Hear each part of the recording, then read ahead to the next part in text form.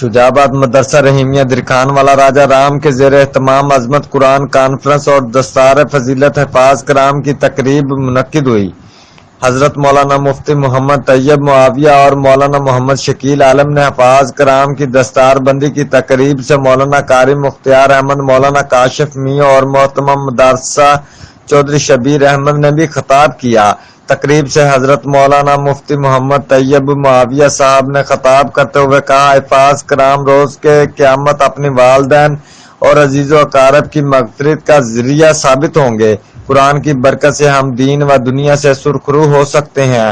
ہمارے مسائل کا حل قرآن کی تعلیمات پر عمل کرنے میں ہے۔ تقریب میں معززین کے علاوہ طلباء کے والدین نے بڑی تعداد میں شرکت کی۔ Report Chaudhry Muhammad Hussain Shaheen Meo, bureau chief Geo express news, جنوبی پنجاب۔